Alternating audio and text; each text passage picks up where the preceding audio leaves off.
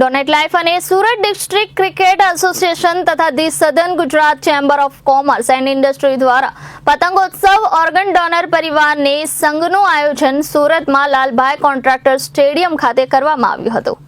ગુજરાતમાં 20 વર્ષથી અંગદાન માટે સમાજમાં જનજાગૃતિ લાવવાનું કાર્ય કરતી અને ગુજરાતમાં અંગદાન કરાવવામાં અગ્રેસર સુરતની ડોનેટ લાઈફ સંસ્થા દ્વારા સમાજમાં અંગદાન પ્રત્યે વધુમાં વધુ જાગૃતિ આવે, લોકો અંગદાનનું મહત્વ સમજે, વધુને વધુ વ્યક્તિઓ બ્રેન્ડેડ વ્યક્તિઓના અંગોનું દાન કરાવીને ઓર્ગન નિષ્ફળતાના દર્દીઓને નવજીવન આપવાના યજ્ઞમાં જોડાય તથા જે પરિવારોએ તેમના બ્રેન્ડેડ સ્વજનોના અંગોનું દાન કરાવીને સેંકડો ઓર્ગન નિષ્ફળતાના દર્દીઓને નવજીવન આપ્યું છે, તેઓ પ્રત્યે આભારની લાગણી વ્યક્ત કરવાના ઉદ્દેશ સાથે જેમાં જુદા જુદા પોસ્ટરો દ્વારા અંગદાન જીવનદાનનો સંદેશો પાઠવવામાં આવ્યો હતો।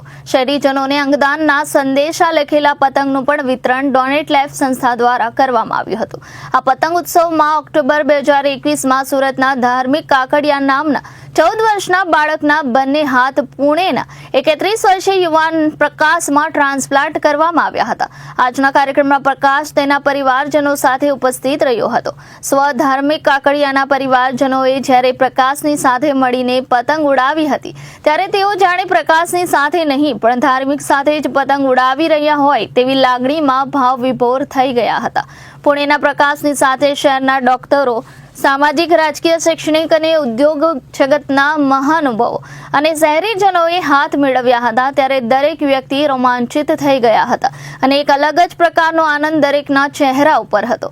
પ્રકાશે ડોનેટ લાઈફના માધ્યમથી દાનમાં મળેલા સ્વધાર્મિકના હાથ વડે પતંગ ચગાવ્યા હતા।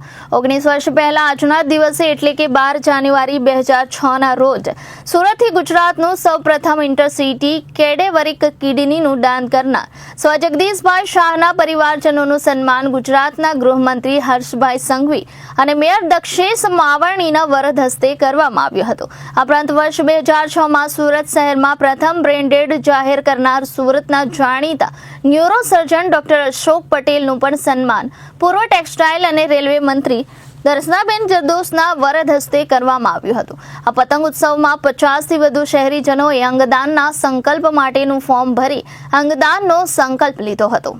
Reporter Arvind Rathod, Janadesh news, Surat.